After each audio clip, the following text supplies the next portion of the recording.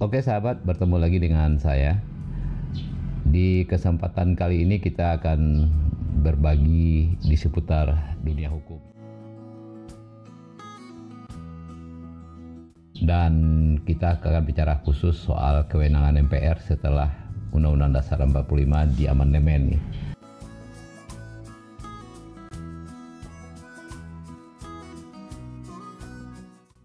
Seperti kita tahu, dalam sebuah negara demokrasi, kekuasaan tertinggi berada di tangan rakyat ya. Rakyatlah yang berdaulat.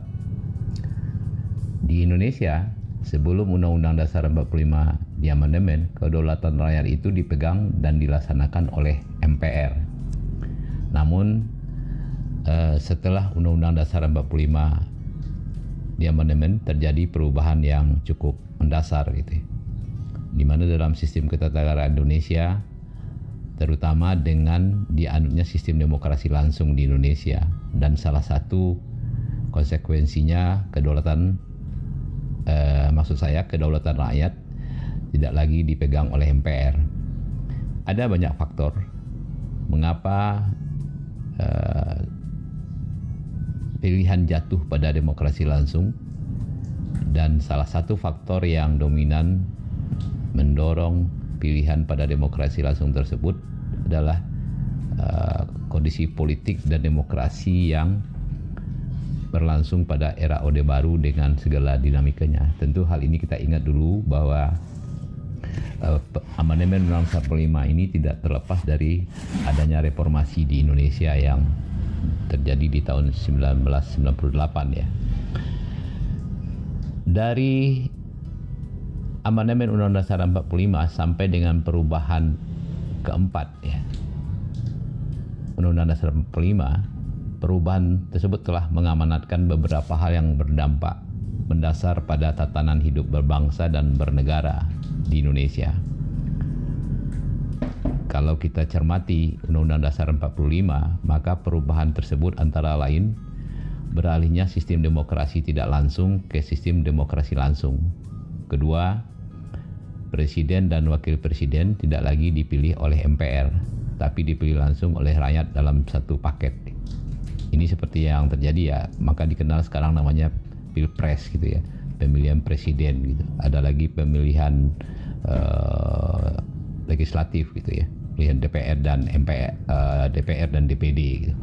Nah yang ketiga, MPR terdiri dari anggota DPD dan anggotanya terdiri dari DPD dan anggota DPR. Keempat, jabatan presiden dan wakil presiden bersifat tetap, sehingga tidak bisa diberhentikan kecuali melanggar hukum. Ini kan dulu berbeda ya, kalau dulu presiden bisa diberhentikan oleh MPR. Nah, salah satu konsekuensi dari pemilihan presiden langsung oleh rakyat, sehingga kekuasaan MPR tidak lagi seperti dulu ya.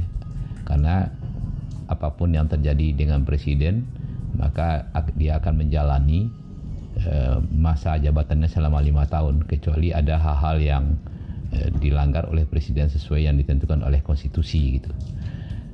Berikut yang kelima, MPR bukan lagi lembaga pemegang kedaulatan rakyat dan bukan lagi lembaga tertinggi negara. Nah, istilah lembaga tertinggi negara ini mungkin menjadi masih perdebatan. Apakah benar MPR saat ini tidak lagi lembaga tertinggi negara seperti yang diasumsikan oleh banyak orang, atau mungkin dari berbagai pembicaraan terlihat ya ada struktur ya, kalau dilihat dari satu kelembagaan skemanya MPR itu kayaknya sudah dalam satu garis dengan lembaga-lembaga yang lain.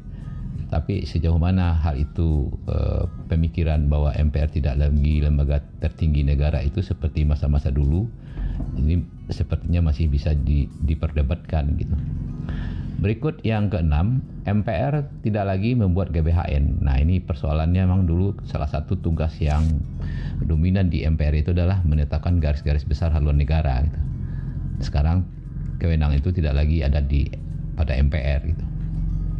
Atas perubahan Undang-Undang Dasar 45 itu, maka kewenangan MPR boleh dikatakan tereduksi sedemikian rupa gitu ya. Tereduksi sedemikian rupa di mana kewenangan MPR setelah Undang-Undang Dasar 45 di amandemen, kewenangan itu adalah satu, mengubah dan menetapkan undang-undang dasar. Nah, ini kaitannya nanti dengan yang kita bicarakan tadi gitu ya. Apakah masa jabatan presiden itu akan 2 periode atau 3 periode? Itu nanti tidak terlepas dari penggunaan kewenangan MPR untuk melakukan perubahan atau mengamandemen Undang-Undang Dasar 45. Nah, kedua, kewenangan MPR yang melantik presiden dan wakil presiden. Kemudian kewenangan MPR ya berikutnya adalah memberhentikan presiden dan wakil presiden dalam masa jabatannya menurut Undang-Undang Dasar. Jadi MPR memang masih memiliki kewenangan memberhentikan presiden dan wakil presiden, tapi tidak seperti dulu lagi. Ada mekanisme dan prosedur tertentu yang harus dilalui ketika memang ada peluang ya, atau ada suatu kemungkinan alasan-alasan hukum yang memang menghendaki presiden diberhentikan atau wakil presiden diberhentikan oleh MPR. Nah, dari kewenangan MPR pasca amandemen Undang-Undang Dasar 45, secara implisit sebetulnya MPR masih memegang kekuasaan tertinggi, kedaulatan rakyat, jika dilihat dari kewenangan MPR mengubah dan menetapkan Undang-Undang Dasar 45. Nah, ini yang saya bilang tadi, sebagian orang masih melihat dari struktur organisasinya ya. Tapi kalau saya melihat dari kewenangannya, bahwa MPR itu sebetulnya masih menjadi lembaga tertinggi negara. Karena secara implisit dengan kewenangan MPR mengubah dan menetapkan Undang-Undang Dasar, memberhentikan presiden dan melantik presiden, sebetulnya secara implisit MPR masih memegang kekuasaan tertinggi jika dilihat dari kewenangan MPR mengubah dan menetapkan Undang-Undang Dasar 45. Pandangan saya ini tentu berbeda dengan pandangan yang selama ini memahami MPR, yang menempatkan MPR sebagai pemegang kedaulatan rakyat yang dikaitkan dengan kewenangan MPR memilih dan mengangkat dan memberhentikan presiden dan wakil presiden berdasarkan rumusan konstitusi atau Undang-Undang Dasar 45 yang sebelum diamandemen. Perubahan perumusan ini sebetulnya tidak mengurangi makna menurut saya tentang kedudukan MPR sebagai lembaga tinggi negara. Mungkin yang berubah itu adalah mekanismenya. Kalau dulu karena demokrasi tidak langsung, sekarang menjadi demokrasi langsung. Tetapi pada akhirnya ketika presiden bermasalah, atau katakanlah yang paling fundamental itu adalah satu-satunya lembaga yang berwenang mengubah Undang-Undang Dasar 45 adalah MPR, tidak ada lembaga lain. Ini juga mencerminkan bahwa MPR masih lembaga tinggi negara gitu, dan pemegang kedaulatan rakyat, karena kedaulatan rakyat itu puncaknya adalah pada konstitusi gitu. Tapi apapun itu alasannya, kita bisa berbeda pendapat, berbeda pandangan gitu. Nah, dalam perspektif MPR dipahami masih sebagai lembaga tertinggi negara atau pemegang kekuasaan tertinggi di dalam kaitannya dengan kewenangan MPR mengubah dan menetapkan Undang-Undang Dasar 45, maka dalam kaitan ini Undang-Undang Dasar harus dipandang sebagai sumber hukum tertinggi dalam penyelenggaraan negara dan pemerintahan. Undang-Undang Dasar 45 tidak semata-mata dipandang sebagai hukum positif biasa. Undang-Undang Dasar 45 mesti diletakkan dan dipahami dalam hakikat dan kedudukannya sebagai sebuah konstitusi yang dijelaskan dalam berbagai kajian teoritis dan pandang ahli tata negara. Atas hakikat dan eksistensi Undang-Undang Dasar 45 sebagai sebuah konstitusi, maka sesungguhnya MPR pasca perubahan Undang-Undang Dasar 45 seperti yang saya sampaikan ya, masih merupakan sebagai lembaga tertinggi negara. Karena itu, pandangan yang menempatkan MPR pasca Undang-Undang Dasar 45 sebagai lembaga tinggi negara sama dengan lembaga negara lainnya seperti DPR dan lembaga presiden boleh jadi sebuah keterlanjuran ya, yang bersumber dari pemikiran bahwa MPR bukan lagi sebagai lembaga pemegang kedaulatan rakyat sebagaimana adanya pada masa Undang-Undang Dasar 45 sebelum diamandemen. Indikasi lainnya dari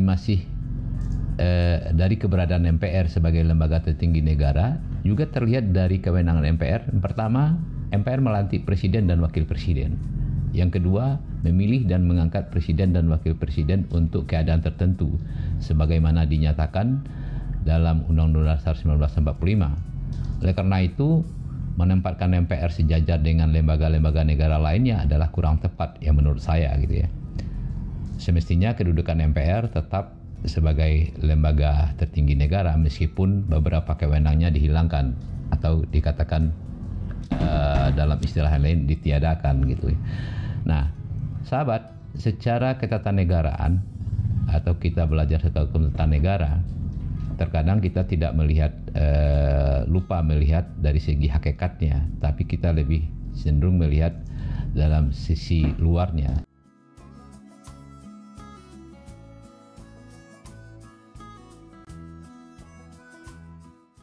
Nah, dari tugas dan kewenangan itu juga bisa kita lihat bahwa untuk menentukan apakah sebuah lembaga negara itu lebih tinggi dari lembaga negara yang lain, bisa dilihat dari tugas dan fungsinya, atau dari hakikat dari tugas dan fungsinya, atau dari nilai dari tugas dan fungsinya.